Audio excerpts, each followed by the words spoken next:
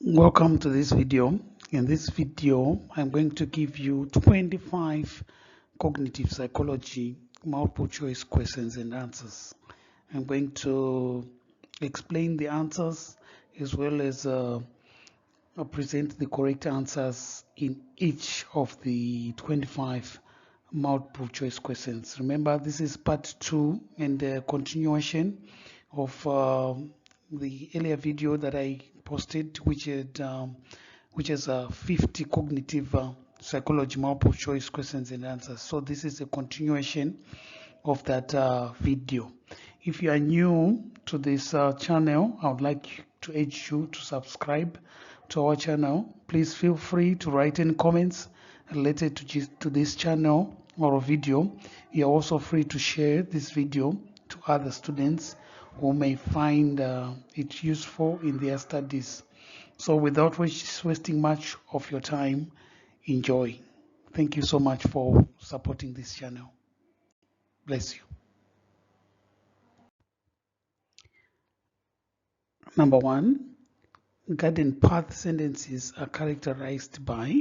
Garden path sentences are characterized by A, their simplicity and straightforwardness.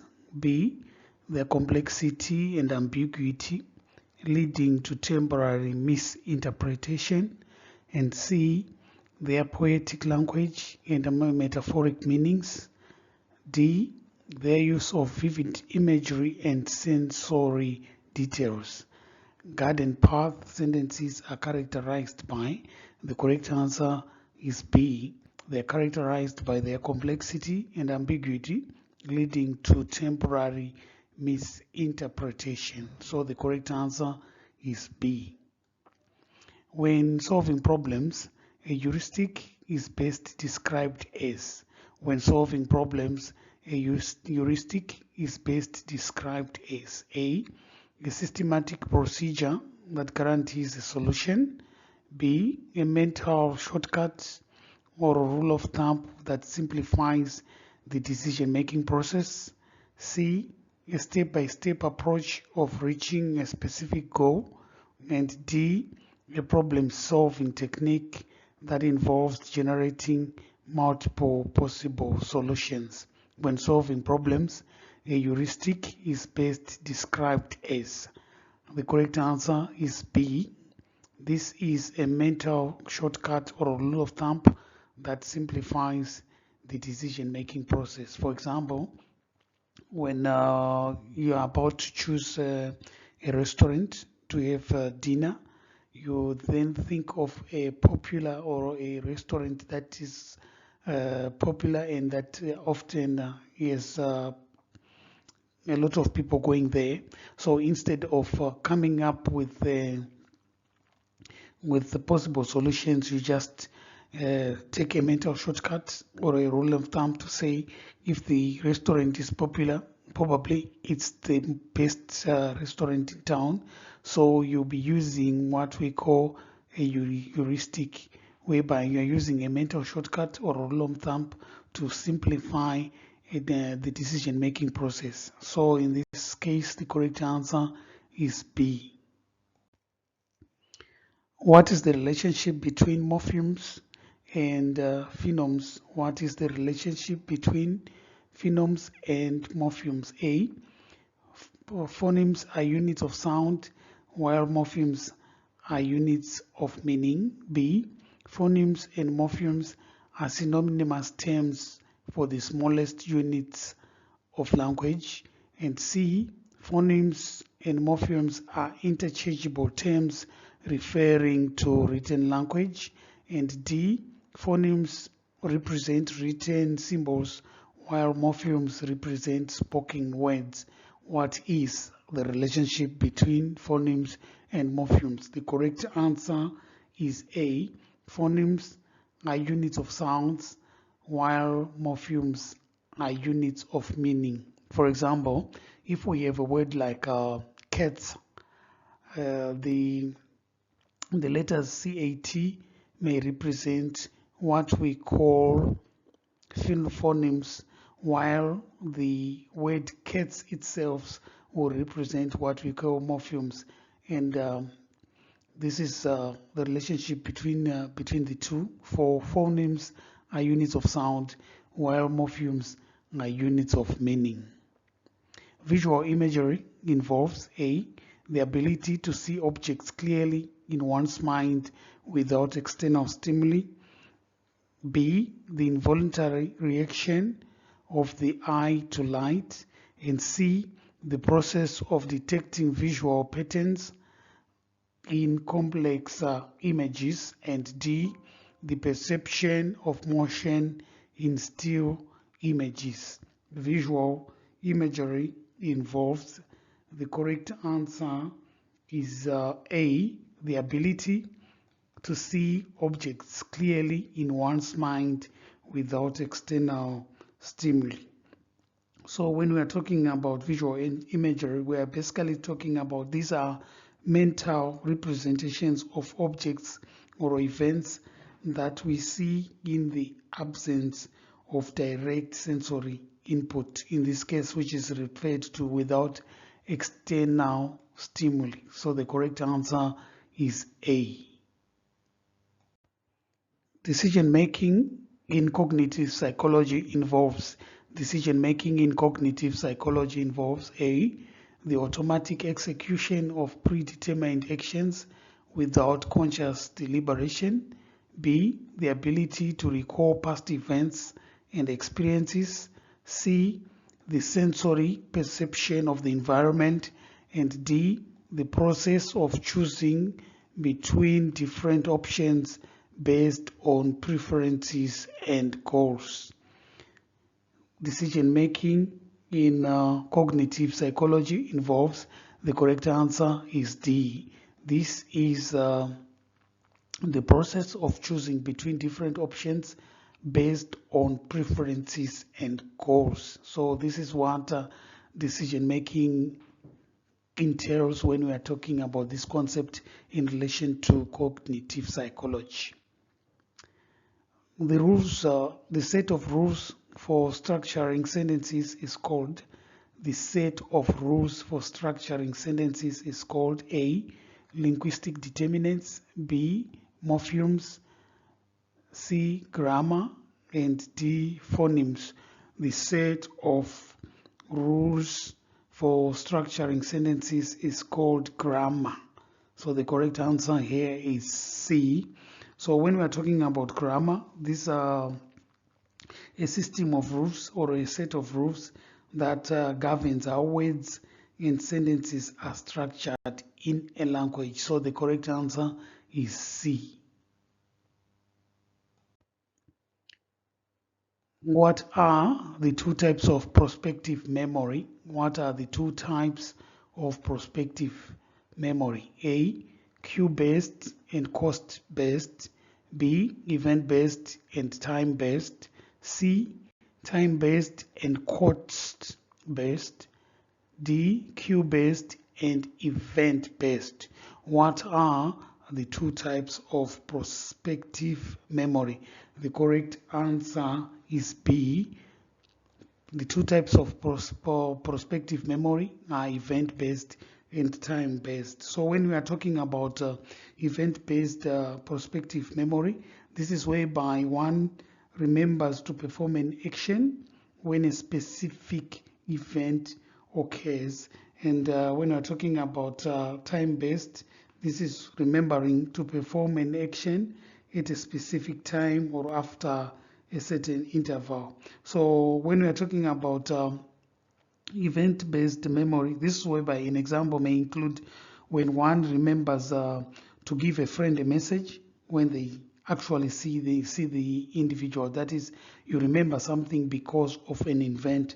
And when we're talking about time-based memory, this is whereby you remember to perform an action at a specific time or at a certain interval. For example, one may remember to take their medicine at 8 a.m. or at 9 p.m. just before going to bed. So the correct answer is B, event-based and time-based. Unconscious thought processes involved in creative thinking is at work at which stage? unconscious thought processes involved in creative thinking are at work at which stage? A. Illumination, B. Evaluation, C. Incubation, and D. Preparation. At which stage are unconscious thought processes more active in the creative thinking process? The correct answer is C, which is incubation. So when we're talking about incubation, this is a problem solving stage where one steps away, allowing unconscious processes to aid the creative thinking process. So the correct answer is C. The spotlight theory of attention proposes that attention enhances. The spotlight theory of attention proposes that attention enhances A. Only visual perception, B. Only auditory perception, C. Both visual perception and auditory perception, D. Neither visual perception nor auditory perception. The spotlight theory of attention proposes that attention enhances. The correct answer is C. It enhances both visual perception and auditory perception. So this theory proposes the idea that attention acts like a spotlight that is focusing mental resources on a limited area while ignoring others. An example may include when one is in a noisy room and may only focus on the speaker, ignoring all the others. So you have to spotlight the spotlight theory. In this case, the correct answer is both visual perception and auditory perception. Change blindness refers to A. The inability to detect changes in visual stimuli when changes occur gradually, and B. The inability to perceive changes in auditory stimuli. C. The tendency to focus attention on irrelevant details, leading to missed chances, and D. The rapid adaptation of the visual system to changes in illumination. Change blindness refers to, the correct answer is A. This refers to the inability to detect changes in visual stimuli when changes occur gradually. So the correct answer is A. In the Dunker candle problem, participants are presented with a candle, a box of tasks, and a book of matches. What is the primary challenge that they face? In the Dunker candle problem, participants are presented with a candle, a box of tasks, and a book of matches. What is the primary challenge? A. Lighting the candle without burning themselves. B. Attaching the candle to a wall securely. C. Overcoming functional fixedness to realize that the box can serve as a candle holder. And D. Memorizing the sequence of steps required to complete the task. In the Dunker candle problem solving, what is the primary challenge that participants face? The correct answer is C. Participants are faced by the challenge of overcoming functional fixedness to realize that the box can serve as a candle holder. So the correct answer is C. According to interference theory of forgetting, what is the correct answer? A. New learning can inhibit the retrieval of stored memory and vice versa. B. Forgetting is directly related to the complexity and meaningfulness of incoming information. C. Cues represent at a time of learning interfere with memory retrieval. And D. Memory capacity is limited so that when new information is brought in, older memories must be removed. What is the correct answer? The correct answer is A. New learning can inhibit the retrieval of stored memory and vice versa. So the correct answer is A.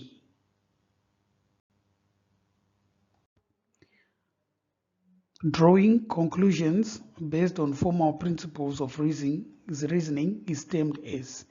Drawing conclusions based on formal principles of reasoning is termed as A. Inductive thought, B. Deductive thought, C. Illogical thought, and D. Logical thought. Drawing conclusions based on formal principles of reasoning is termed as. The correct answer is logical thoughts. This is whereby through logic you are able to draw conclusions based on formal principles of reasoning. So the correct answer is D. The term cognition includes A. Use of memory systems, B. Thinking, problem solving, and reasoning, C. Classical and instrumental learning, D. An active process by which sensory input is selected, organized, and integrated. The term cognition includes. The correct answer is B. The term cognition includes processes like thinking, problem solving, and reasoning. So the correct answer is B.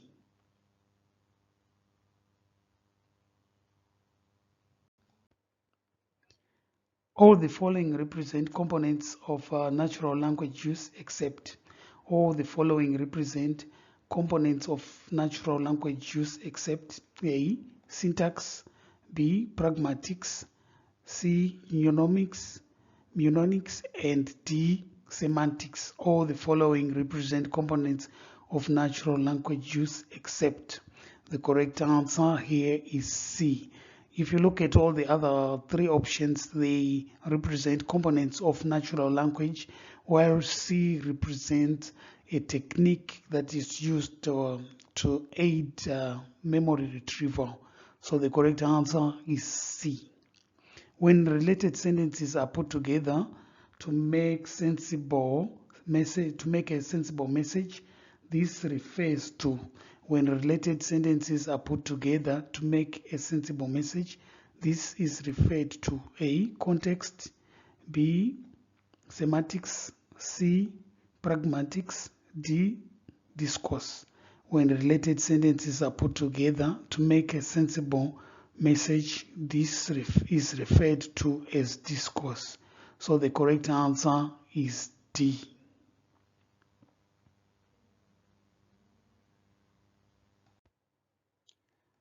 Postner tasks are commonly used in cognitive psychology to study.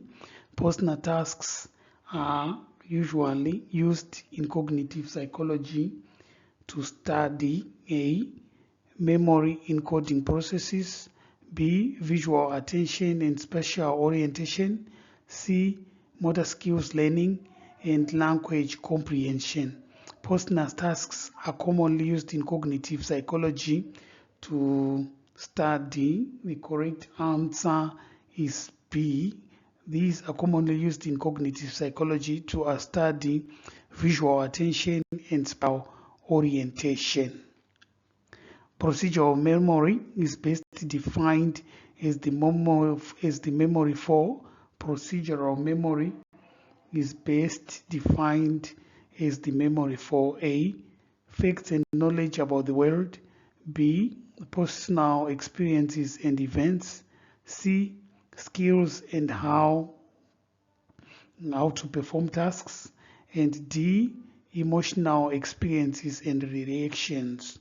Procedural memory is best defined as the memory for skills and how to perform tasks. From the name, this encompasses issues to do with processes And these processes can only be illustrated through the use of performance and how to make use of knowledge and skills that one might have found. So the correct answer is C, skills and how to perform tasks. Visual perception is best described as the process of A, converting light waves into electrical signals, B, interpreting and organizing sensory information to the brain, C, transmitting visual information to the brain, and D, focusing light onto the retina. Visual perception is best described as the process of, the correct answer is B. Visual perception is best described as the process of interpreting and organizing sensory information to the brain. The correct answer is B. Which theoretical perspective suggests that mental imagery involves the activation of brain areas that are also involved in perceiving the corresponding objects? Which theoretical perspective suggests that mental imagery involves the activation of brain areas that are also involved in perceiving the corresponding objects? A, dual coding theory, B, propositional theory, C, analog representation theory, and D, neuroscientific perspective. The correct answer is the neuroscientific perspective. Is a perspective that suggests mental imagery involves the activation of brain areas that are also involved in perceiving corresponding objects. So the correct answer is D. In the 2-4 problem, participants are presented with a sequence of 2, 4, and 6 and are asked to. In the 2, 4, 6 problem, participants are presented with a sequence of 2, 4, and 6 and are asked to A, generate the next number in the sequence, D, determine whether the sequence follows a specific mathematical pattern, C, identify the relationship between the numbers, and D, count the total number of digits in the sequence. In the 2, 4, 6 problem, participants are presented with the sequence of 2, 4, and 6 and they are asked to. The correct answer is A. Participants are asked to generate the next number in the sequence. So the correct answer is A. Mental rotation tasks typically involve A, memorizing a list of words, B, identifying the differences between two images, C, mentally manipulating objects to determine if they are the same or different, D, recalling the order of a sequence of events. Mental rotation tasks typically involves mentally manipulating objects to determine if they are the same or if they are different. So when we are talking about mental rotation tasks, this is a process that involved mentally manipulating objects to determine if that's the same or if they are different. So the correct answer is C. Sentence completion tasks in cognitive psychology typically involve sentence completion tasks in cognitive psychology typically involves A, filling in missing words or phrases to create grammatically correct sentences, B, memorizing list of words and recalling them in order, C, decoding encrypted messages, and D, identifying synonyms and antonyms. Sentence completion tasks in cognitive psychology typically involves A, filling in missing words, phrases to create grammatically correct sentences. So when you are talking most tasks that involve sentences in cognitive psychology typically involves filling in words or phrases to create grammatically correct sentences. So the correct answer is A. How does the Eastern lung effect relate to problem solving? How does the Eastern lung effect relate to problem solving? A. It enhances problem solving by facilitating automatic responses based on prior experiences. B. It improves problem solving by encouraging creativity and divergent thinking. C. It can hinder problem solving by leading individuals to apply familiar solutions to new problems, even when those solutions are not optimal. And D. It promotes problem solving by encouraging systematic analysis of all available options. How does the Eastern lung effect relate to problem solving? The correct answer is C. This effect relates to problem solving in that it can hinder problem solving by leading individuals to apply familiar solutions to new problems, even when those solutions are not optimal. So the correct answer is C.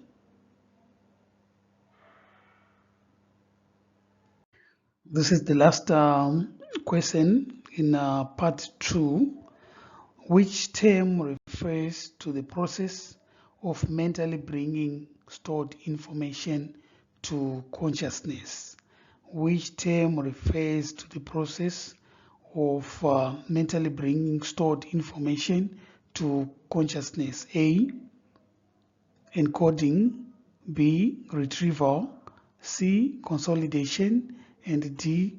Rehearsal. Which term refers to the process of mentally bringing stored information to consciousness? The correct answer is B. Retrieval is the process by which we mentally bring stored information back to consciousness. So retrieval is the correct answer, which is B.